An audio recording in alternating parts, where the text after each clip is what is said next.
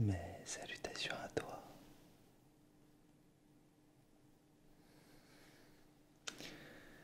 C'est l'ABC. J'espère que tu vas bien. Moi, ça va parfaitement bien. J'avais envie de faire un retour. Après des mois, des jours, des nuits. Un retour avec une passion qui me dévore depuis très longtemps. Aussi longtemps que je me souvienne. Je parle bien évidemment du cinéma avec différents déclencheurs. Je vais te faire voyager dans ce monde où tout est possible. Nous allons remonter le temps, ouvrir des collecteurs, parler de films ensemble. Alors installe-toi confortablement et laisse-toi aller tranquillement.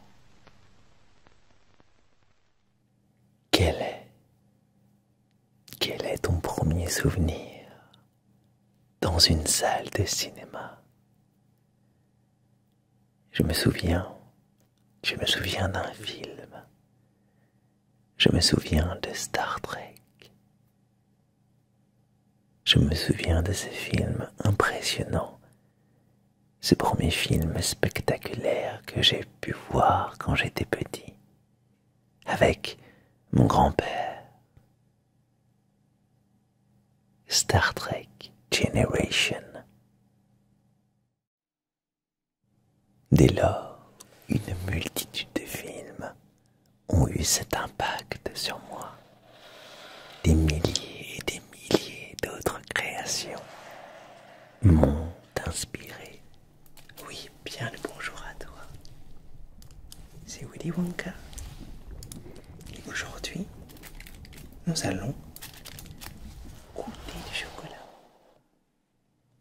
Et j'éprouve énormément de plaisir à collectionner ces films, à collectionner ces steelbooks, ces coffrets collector.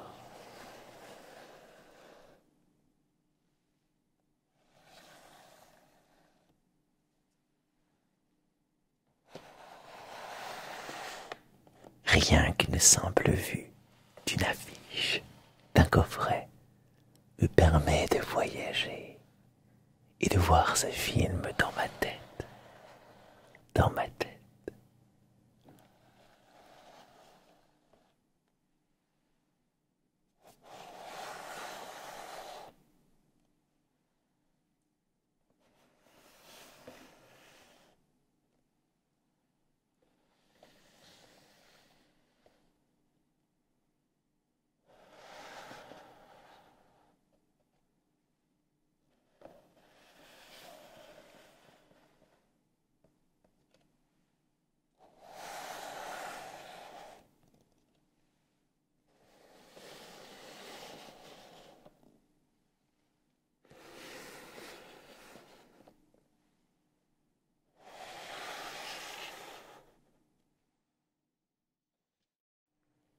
Quand je pense par exemple à Forrest Gump, ce film qui nous fait voyager dans le temps, et presque partout aux États-Unis.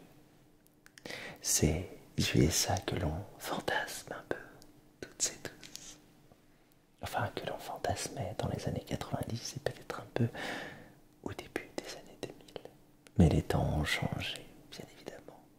Ou encore SOS Fantôme aussi, qui nous faisait voyager encore une fois aux États-Unis. Alors, tu remarqueras qu'il y a beaucoup, d'ailleurs, la majorité des films qui sont présents ici sont américains. Puisque oui, nous avons baigné dans ce type de film. Et j'adore ce genre de film où il y a du spectacle, il y a de la musique, il y a ces petites propagandes par-ci par-là que l'on analyse avec un œil adulte. qu'on finit par analyser en grandissant, mais toujours avec ce cœur d'enfant. Puisque oui, j'aime toujours être autant transporté dans tous ces films, même si je sais par moments qu'ils veulent me parler, me dire quelque chose. Alors j'en étais à SOS Fantôme. SOS Fantôme, ce film qui nous fait voyager aux États-Unis encore une fois, à New York pour être plus précis, dans cette grande ville, la Grande Pomme. Une invasion un peu particulière puisqu'il s'agit de fantômes. Et j'adore cet équilibre entre le comique, le sérieux, l'irrationnel. Et je trouve que tout est parfaitement bien équilibré. Il n'y a aucune exagération et je trouve que tout est plausible dans ce film. À quelques exceptions près. Bien évidemment tout ce qui est scientifique. Vu que je ne suis pas scientifique, je suis uniquement transmetteur de Toto. Je ne peux pas en dire plus là-dessus. Mais j'ai adoré ce film et j'adore encore ce film. Je le vois différemment avec mes yeux d'adolescent. Quand j'étais petit, c'était ces effets spéciaux, ce côté un peu paranormal qui m'attirait. Aujourd'hui, c'est plus le côté comédie et les acteurs hors du commun dans ce film. Il y a aussi Willow.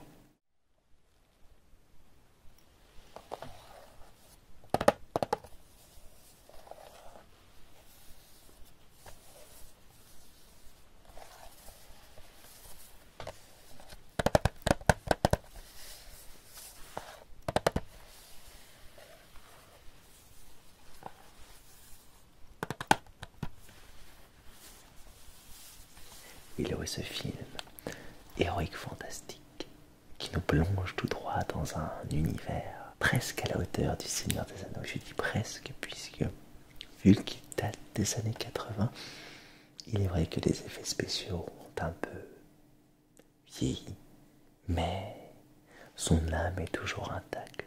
Il nous fait voyager, voyager, voyager dans ce monde magique, ce monde féerique, avec une parcelle sombre, très sombre, mais qui est très attirante. D'ailleurs, il me semble qu'une série est en préparation. Et ça c'est génial. Enfin, tous ces films-là, tous ces films que tu vois sur cette table, m'ont fait voyager un jour ou l'autre. 2001, l'Odyssée de l'espace, dans l'espace.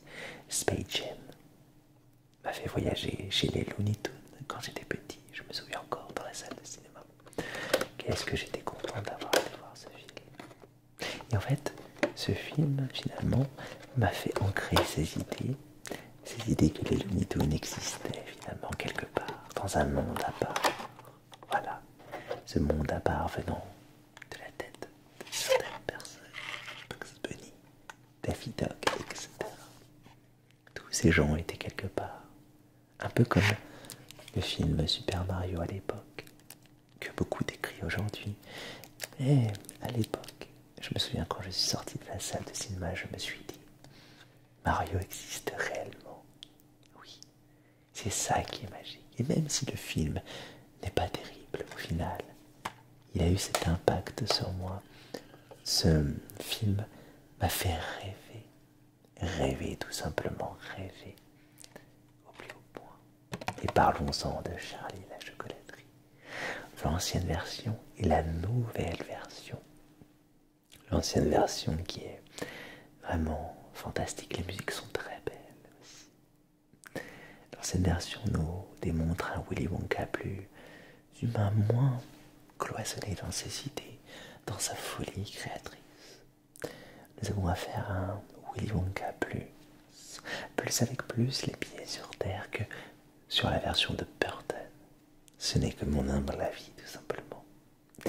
Les deux se complètent à la perfection. Oui. Les deux, je les adore. Les deux. D'ailleurs, il y a peu, il y a eu un steelbook qui est sorti pour les 50 ans du film. 50 ans. Moi, je l'ai découvert à la fin des années 90. Je l'ai découvert en CE2. c'était le livre que nous devions lire à l'époque. Je n'étais pas très friand de lecture et je ne l'avais pas lu. Plutôt quelques parcelles du livre que nous lisions en classe. Et un jour, le professeur nous a apporté ce film, Charlie la chocolaterie. Nous l'avons regardé et c'était un film qui m'avait voyagé. Vous savez, il m'a un peu transporté comme cette période de Noël. Cette période où pour moi je ressens cette âme d'enfant, cette âme qui me donne envie de faire le sapin, de boire des chocolats chauds et d'avoir ce plaid sur moi qui me réchauffe de la température extérieure, emmitouflé dans ses rêves les plus fous, dans les scintillements, dans les légendes, les histoires. Noël pour moi c'est ça. Et ce film des années 70, ce film Willy Wonka et la chocolaterie, eh bien c'est ça. Oui, parce qu'il s'appelle Willy Wonka et la chocolaterie. Le premier. Et bien évidemment le second de Tim Burton, enfin plutôt le remake ou l'autre adaptation de Tim Burton s'appelle Charlie et la chocolaterie, comme le livre. Voilà. Et enfin, oh, les Gremlins. Gremlins aussi. Pour moi, c'est une époque clairement où nous prenions les enfants pour des futurs adultes. Et un des exemples les plus probants, ce sont les Goonies. Ce film-là, clairement, est le reflet de l'enfance que j'ai vécue. Cette enfance où nous partions, toutes et tous, à la recherche d'un trésor peut-être imaginaire. Mais ces jeux que nous faisions dehors, ces jeux que nous adorions, nous apportaient tellement de bonheur et peut-être même un peu de petits bobos.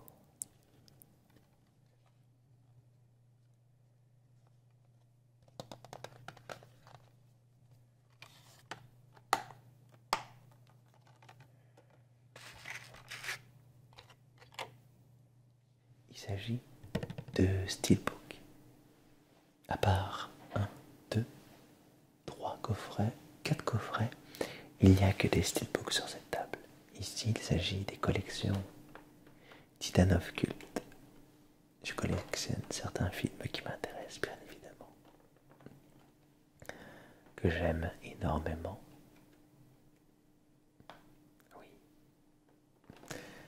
Blade Runner 2001, l'Odyssée de l'espace. Wonder Woman, j'aime bien le premier épisode. Batman de 1989. Le Batman avec Michael Keaton. Ce film m'a tellement fait rêver. Voilà un exemple typique où le cinéma mettait en lumière un héros plus humain que jamais. Oh, bien évidemment, il y avait des effets spéciaux, mais tellement peu par rapport au film de maintenant. Il y avait des fonds verts, des choses comme ça, mais ça avait l'air tellement plus humain.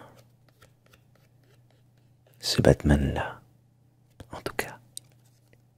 Après, bien évidemment, il y a eu la trilogie de Monsieur Nolan et tout le monde a été d'accord pour dire que on pouvait encore très bien faire un Batman plutôt plausible. Ce steelbook est vraiment magnifique. Qu'en penses-tu?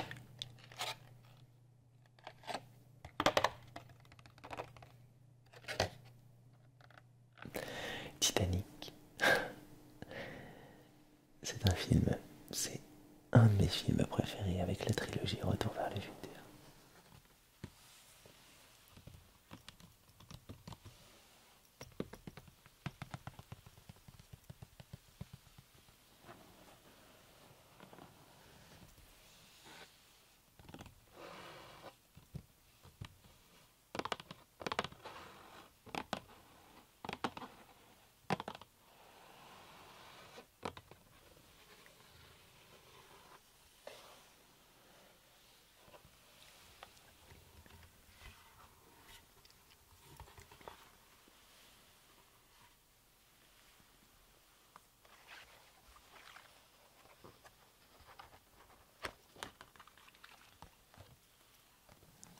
Voici ce que contient ce collector.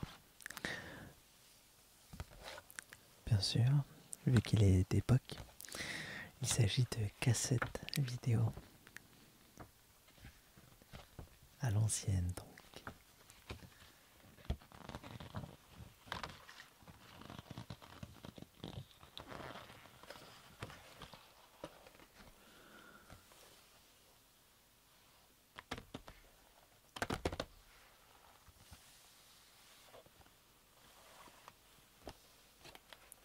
Donc vous pouvez voir deux cassettes. Il y a le film et le making of. Voilà.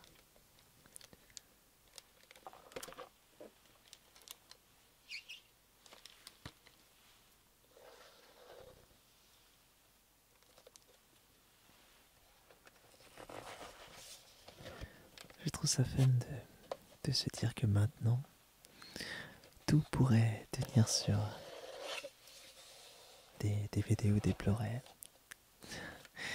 Il y a vraiment eu un changement très rapide par rapport au format vidéo, c'est impressionnant.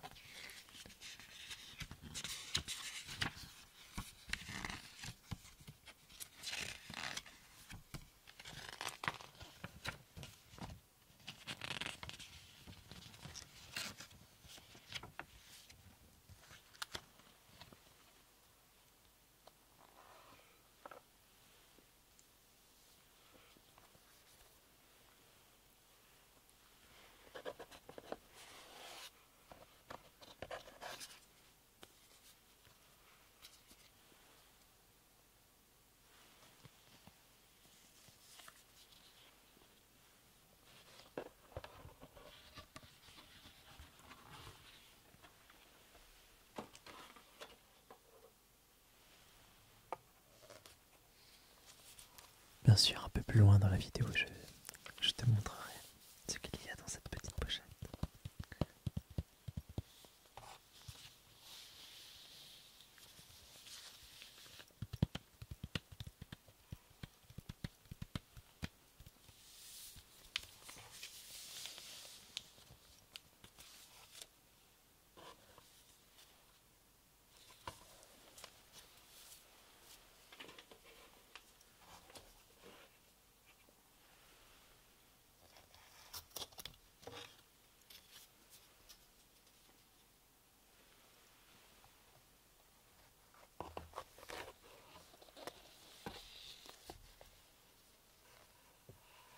Voici des notes de production. Pareillement, je montrerai ce qu'il y a dedans plus tard.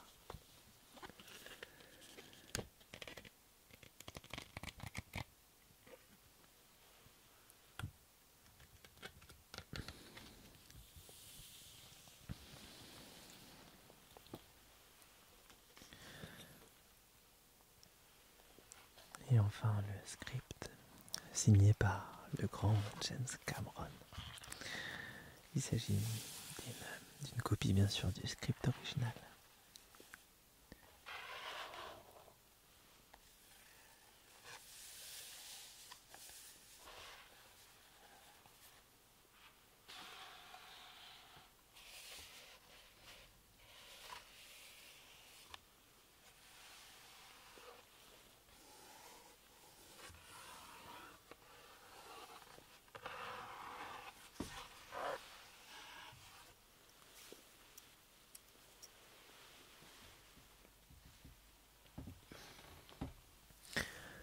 Il est temps de te montrer ce qu'il y a de caché dans ces pochettes. Enfin, dans cette pochette plutôt.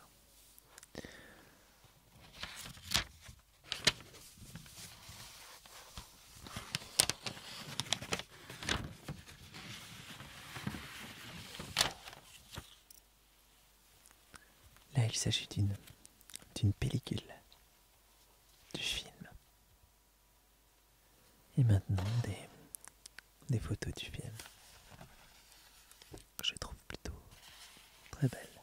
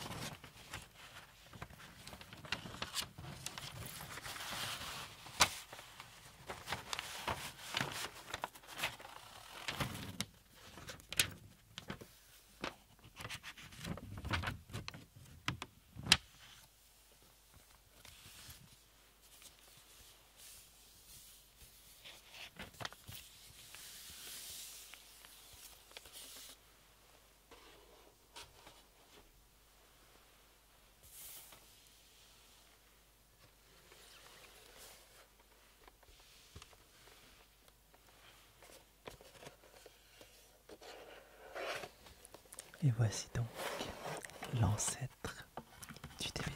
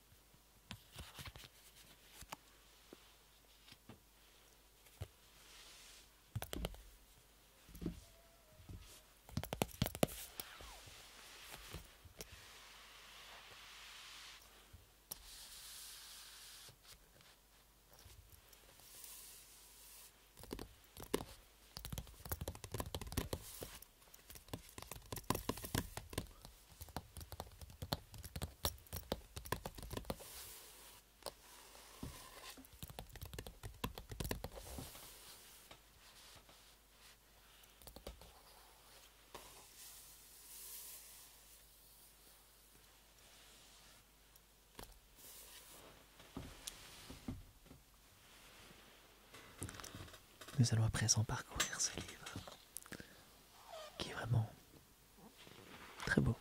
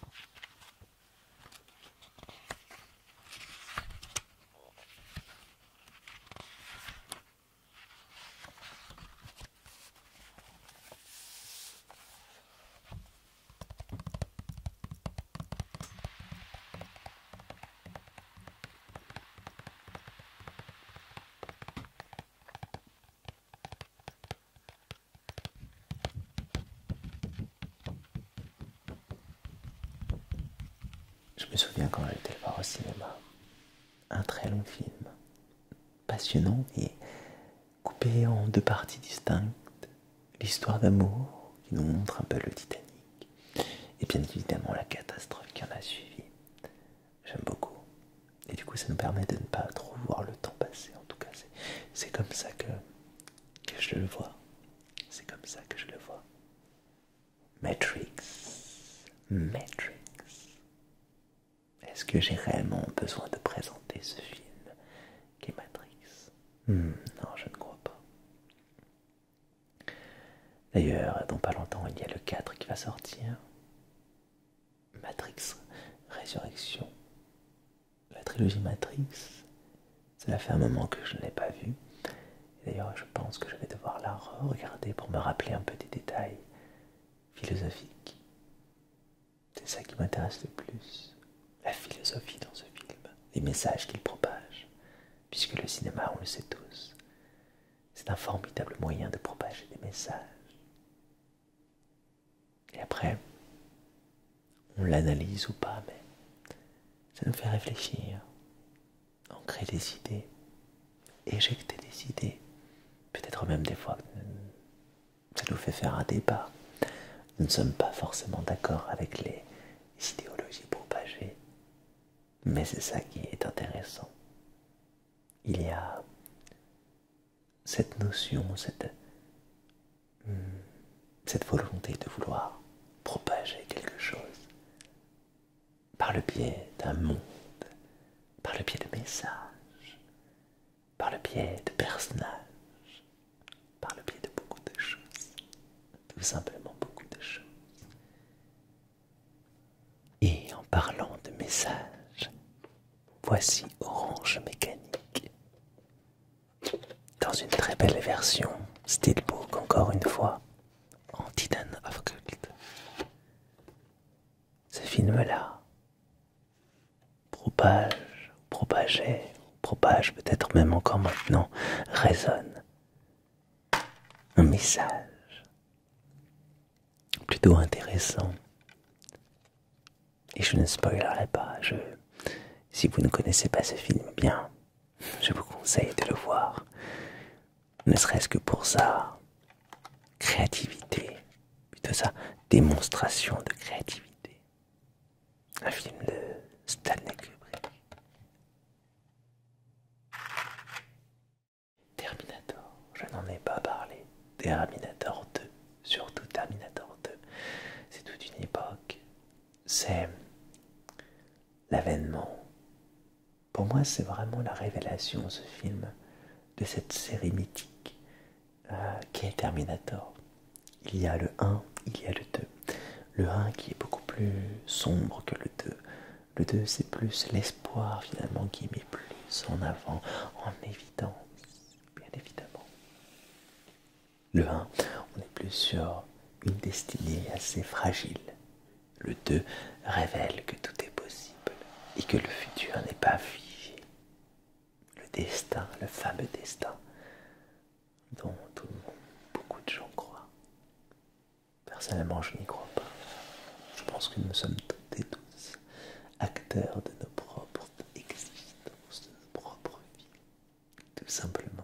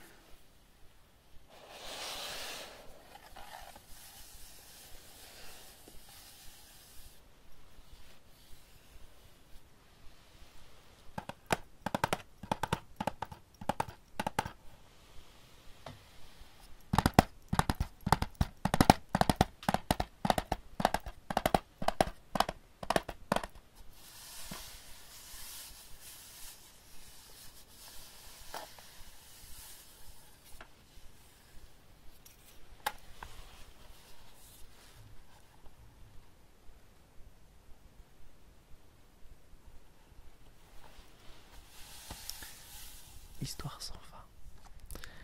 Alors c'est un film que je sacralise beaucoup, beaucoup, parce que c'est un film de mon enfance et c'est un film que j'ai toujours autant de plaisir à regarder. Parce qu'il me fait retomber tout droit en enfance et il s'agit du film qui met en scène le premier amour de ma vie, l'impératrice. J'étais férocement amoureux d'elle quand j'étais petit. Je dirais vraiment que c'est un film pour les enfants, mais des enfants que l'on considère comme des futurs adultes. Car il y a des choses qui sont plutôt marquantes dans ce film, et on ne prend pas les enfants pour des imbéciles. Et c'est ça que j'apprécie beaucoup avec les films pour enfants des années 80. Peut-être pas majoritairement parce que je les connais pas tous non plus, mais en tout cas c'est ce que retransmet ce film. Donc c'est une très belle œuvre que je conseille fortement pour les personnes qui recherchent tout simplement à redevenir un enfant ou simplement regarder un film pour s'évader dans un monde imaginaire, un monde féerique. Voilà.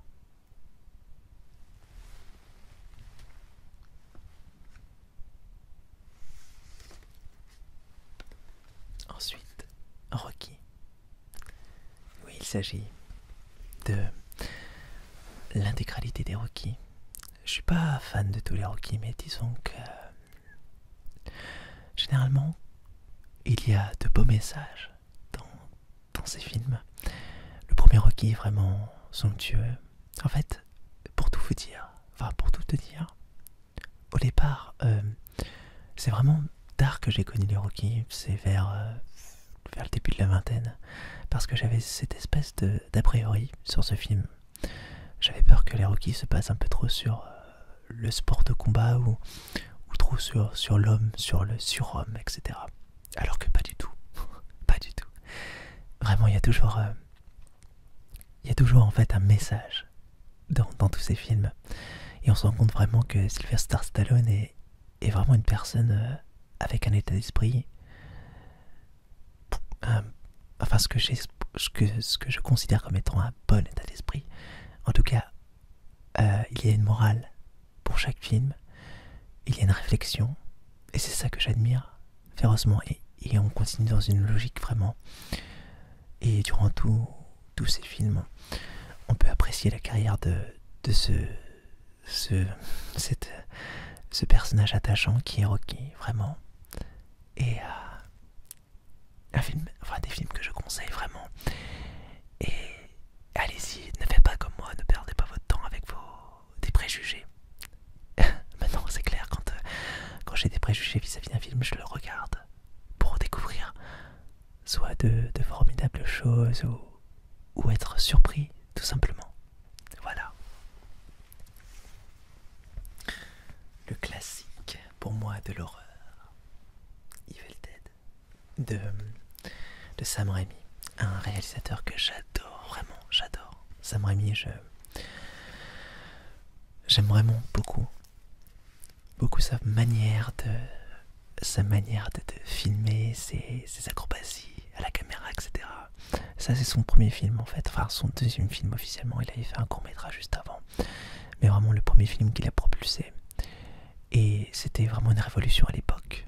Peut-être que maintenant, effectivement, le film a peut-être mal vieilli, mais il faut savoir aussi que ce film a été tourné par des étudiants qui avaient relativement peu de moyens, et c'est ça qui est juste génial. Je crois qu'ils savaient qu'une seule caméra, elle était supra lourde, etc.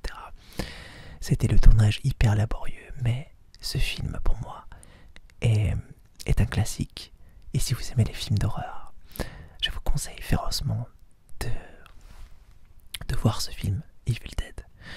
Alors effectivement, les effets spéciaux peuvent vous chagriner un peu les yeux, mais non, mais ça on s'en fiche. Vraiment l'ambiance est vraiment très très bien faite. Et l'acteur principal, Bruce Campbell, je l'adore, même encore maintenant. D'ailleurs, il est revenu il y a peu avec la série Evil Dead, Ash vs Evil Dead, qui est une très très bonne série qui reprend vraiment l'état d'esprit du premier Evil Dead. Ils ont réussi à retranscrire ce qui n'existait plus dans le remake justement de ce film. Vraiment un classique. Celui-là, je te le conseille férocement. Férocement, Evil Dead de Sam Raimi. Voilà. Alors,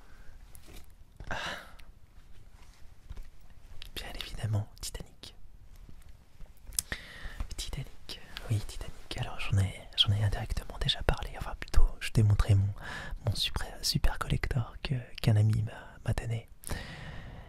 Titanic, pour moi, c'est déjà un film de mon enfance. Un film où j'ai ressenti beaucoup. Je crois que c'est... Non, c'est pas le premier film. Mais disons que c'est un des premiers films qui m'a fait ressentir beaucoup d'émotions. Et dès ce film-là, je crois que j'ai apprécié Leonardo DiCaprio.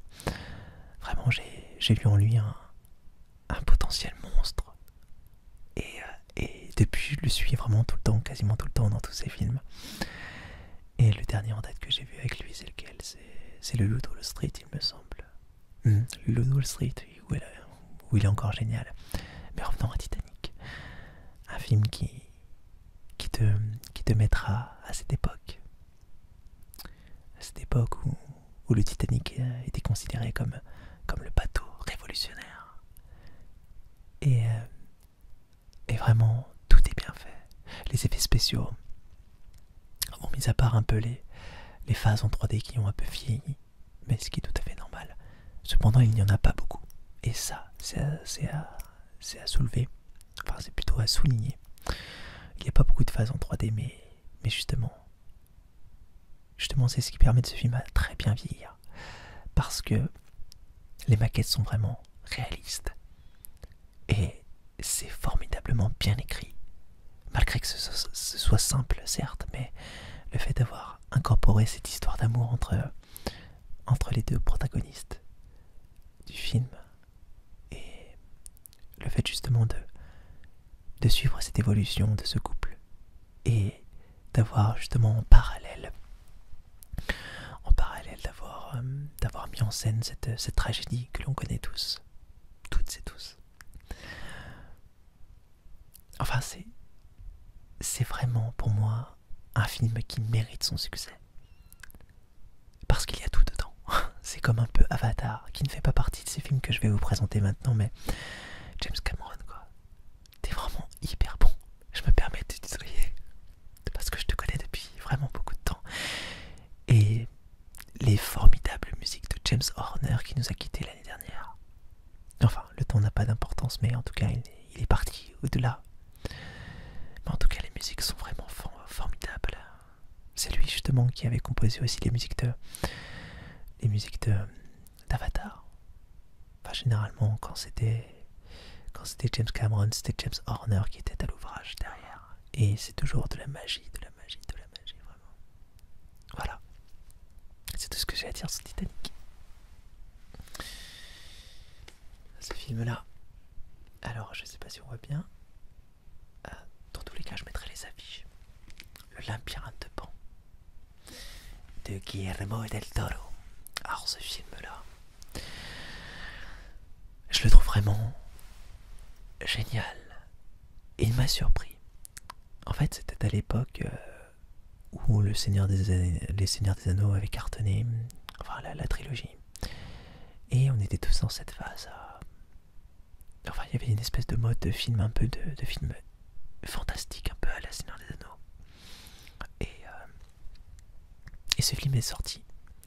Quand j'avais vu la bande-annonce, je me suis dit, oui, encore des préjugés, voilà. Je me suis dit, oh, ça va être encore un film un peu à la Seigneur des Anneaux, on met en scène des créatures imaginaires, etc. Mais alors, pas du tout. Ce film se passe à une époque vraiment noire, durant la Seconde Guerre mondiale, en Espagne. Et effectivement, il y a de la fantaisie. Mais ce n'est pas justement, ce n'est pas le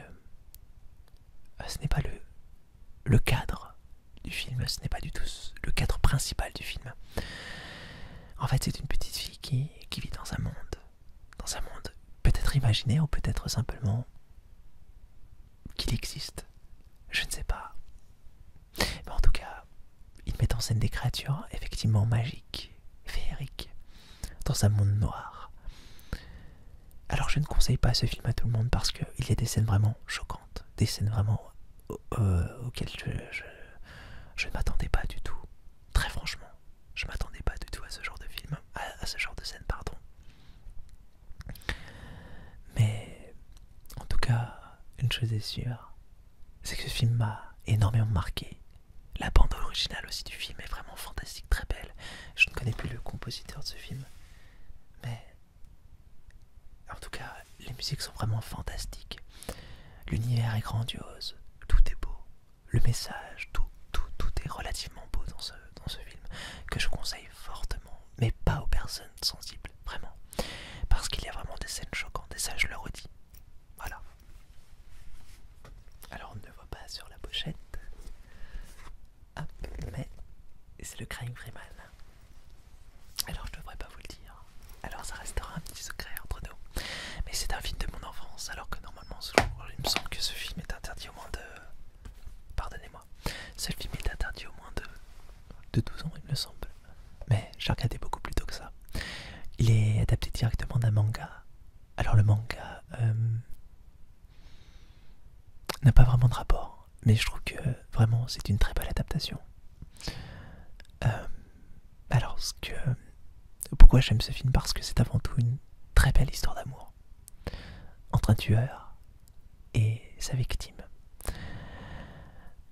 Très romantique, très surprenant, avec des acteurs comme Marc Dacascos que j'admirais quand j'étais petit parce que le combat déjà, enfin les combats sont vraiment très jolis, très bien chorégraphiés et les prises de vue sont exceptionnelles. Vraiment il y a des effets de caméra assez génial, des ralentis exquis, bien avant Matrix, bien avant tout ça. Oui, on se rend compte vraiment... En fait, c'est une poésie. Ce film est vraiment poétique. C'est comme ça que je clarifierais. Là, dans ma tête, je vois les images de ce film et je revois toutes les scènes d'action qui sont vraiment romantiques. Non, poétiques, voilà. Je parle de romantisme parce que ce que retranscrit ce film, c'est avant tout de l'amour, véritablement. Mais pas comme on l'imagine. Mais ça, je te laisse le découvrir si tu veux découvrir le Crying Freeman. Alors bien évidemment, film interdit moins de 12 ans, il me semble. Il y a une part de sexualité aussi. Et il y a une part de violence. Donc, je ne le conseille pas à tout le monde non plus. Mais si tu as envie de regarder un film d'amour un peu différent des autres, eh bien lance-toi. Alors, Willow, que j'ai montré tout à l'heure. Alors Willow, encore un film de mon enfance à l'image de l'histoire sans fin. Mais pas vraiment. En fait, c'est un film heroic fantasy, mais dans un univers vraiment, je dirais, plutôt noir et sombre. En fait, les créatures sont plutôt mignonnes. Il s'agit de l'histoire d'un... Enfin, ils les appellent les becs, mais je me rappelle plus de la race. C'est des petites personnes, un peu comme les hobbits au final, qui vivent dans un village dans une tranquillité totale et un jour, un bébé humain, enfin c'est pas des humains, c'est pas encore le nom de la race, mais j'ai complètement oublié le nom. Un bébé humain est récupéré dans ce petit village bien tranquille, et là une aventure commence, et je ne te raconterai pas plus de choses sur ce film, enfin plutôt ce que j'en pense. Les musiques sont de James Horner, encore une fois, un compositeur que j'admire férocement. J'arrête pas de dire férocement, que j'admire admirablement. Désolé, je pars en sucette. Enfin, en tout cas, l'univers est plausible, l'univers est crédible. Ils ont refait une version Blu-ray il y a peu de temps, où l'image a vraiment très bien été retouchée. Bon, c'est vrai qu'il y a quelques effets spéciaux qui font un peu mal aux yeux, mais dans sa globalité, vraiment, le film, je pense, risque de te faire voyager. Et c'est pareil, c'est un film pour enfants de l'époque, qui ne prend pas les enfants pour des abrutis, qui prend les enfants pour des adultes des futurs adultes. Voilà, tout simplement. Alors, Willow, je te le conseille aussi.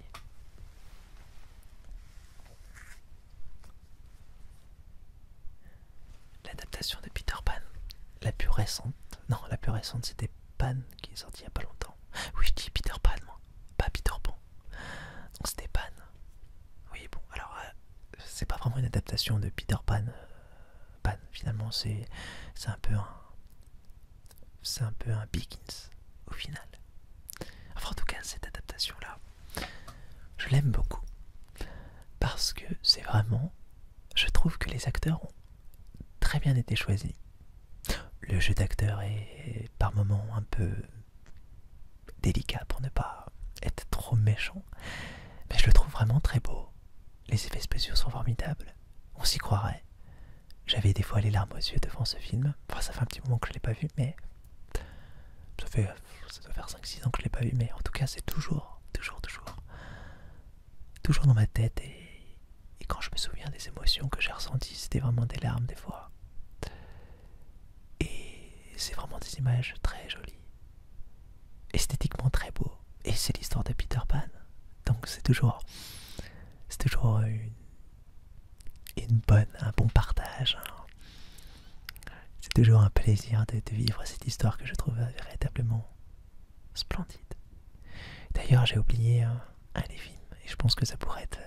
j'ai pas la pochette devant, mais je vais en parler, c'est Finding Neverland, avec Johnny Depp. Et je ne sais plus son nom, une autre actrice, mais que je trouve vraiment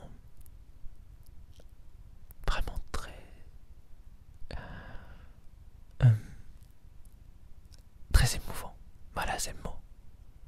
J'en dirai pas plus sur ce film parce que j'ai vraiment envie que vous le découvriez. Ça parle en fait, finalement, ça parle du créateur de Peter Pan. C'est une biographie. Voilà. Mais j'en dirai pas plus. Mais un film que je conseille.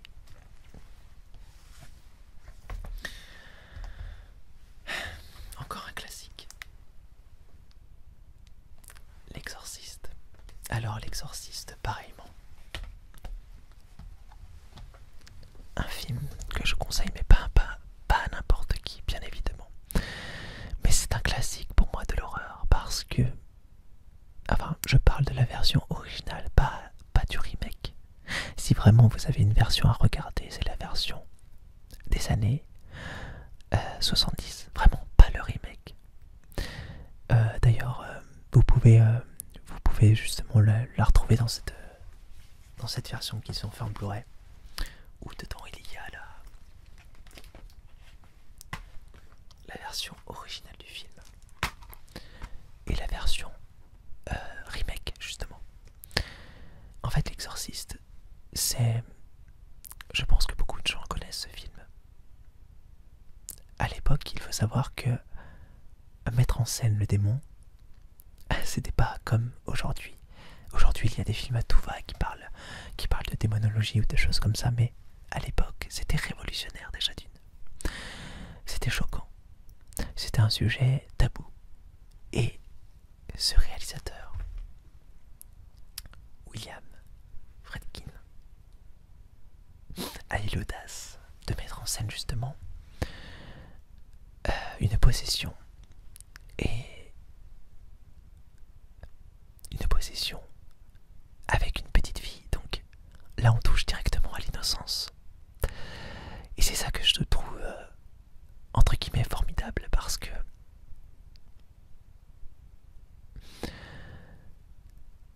ce film est véritablement une claque pour moi. Je l'ai découvert, pareil, je devrais pas le dire, mais je l'ai découvert lors de ma petite enfance. Mais vraiment en cachette. Il était dans la bibliothèque de mes parents. Et il m'avait prévenu, mais je l'ai fait quand même. Vous savez, quand on est petit, on est toujours en train de chercher on cherche toujours à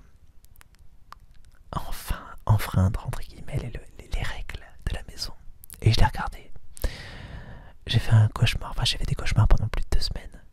Mais c'est le film qui m'a vacciné, il me semble, contre les films d'horreur. Parce que maintenant, j'en sens vraiment plus rien quand je regarde un film d'horreur. Vraiment, il en faut beaucoup. Beaucoup, beaucoup. Pour qu'un film ait un impact sur moi. Enfin, en tout cas, L'Exorciste. C'est un univers vraiment puissant. C'est une mise en scène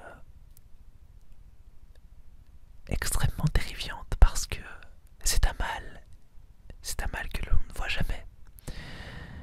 C'est un mauvais, c'est un méchant plutôt, que l'on imagine, tout simplement. C'est quelque chose qui plane au-dessus de nous. C'est ça que l'on ressent quand je parle de L'Exorciste.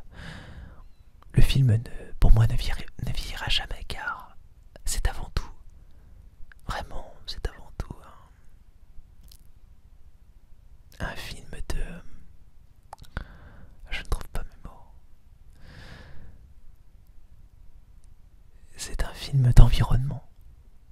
pas si ça se dit, mais pour moi c'est environnemental. C'est vraiment un film qui te place dans un cadre et tu ressens vraiment, tu te sens mal à l'aise. Même des fois tu te sens attaché par les personnages, tout ça, mais sinon il y a cette espèce de... Alors après, peut-être que c'est parce que je l'ai regardé quand j'étais petit et que c'est un choc qui reste en moi. Bon, en tout cas, quand je regarde ce film, il y a toujours cette chose qui plane. Je ressens toujours la même chose. Et je le trouve très réaliste. Voilà ce que je peux dire sur l'Exorciste. Et encore un film aussi, étonnamment, que j'ai aimé. Étonnamment parce que encore des préjugés. Et c'est Clo-Clo. Et c'est le biopic de Claude François. Oui. Alors je ne suis pas fan de sa musique, je ne suis pas fan de ce chanteur. Je le connais comme tout le monde parce que on passe souvent en soirée des musiques de Claude François pour délirer, etc. Et je me suis dit, allez, on va regarder ce film-là parce qu'indirectement il fait partie de nos vies et que j'avais envie de découvrir un peu plus cet artiste. Et bien, finalement, ce film m'a littéralement scotché parce qu'en fait, il a fait en sorte que je m'intéresse beaucoup à Claude François. Le biopic est vraiment bien fait. C'est pas comme vous l'imaginez, en fait, il est vraiment réalisé comme En fait, il est réalisé comme une espèce de thriller. C'est vraiment étrange. C'est vraiment très bien fait. C'est surprenant. Et on est dedans. Et en fait, ce qui est bien dans ce biopic, c'est qu'on voit réellement... Enfin, je sais pas s'il était comme ça parce que il y a vraiment que les personnes qui le connaissent vraiment qui savaient comment il était. Ce qui est logique. Mais en tout cas, on ne montre pas que les bonnes facettes de Claude François. On montre beaucoup ses défauts. On montre ses qualités, son génie, etc. Mais c'est pas un film qui fait sa publicité, je trouve. Même plutôt l'inverse, parce qu'on se rend compte qu'il avait pas mal de défauts. Mais justement, c'est ce qui indirectement le rend attachant. Enfin, moi personnellement, je l'ai trouvé attachant. Claude François. Et l'acteur qui joue, Jérémy Régnier, il me semble que c'est lui. Oh, formidable. La transformation déjà. Et qu'est-ce qui ressemble à Claude François? Vraiment. Et on s'y croirait. Ça nous fait voyager dans les années 60, 70. Et une époque que j'aime beaucoup, que j'aurais bien voulu vivre. Et puis voilà, Claude François. Tout simplement. Cette vidéo touche à sa fin. J'espère que tu as apprécié, j'espère que tu t'es endormi, j'espère que tu es relaxé. Nos chemins doivent se séparer, mais je te le promets. Je te le promets. Je reviendrai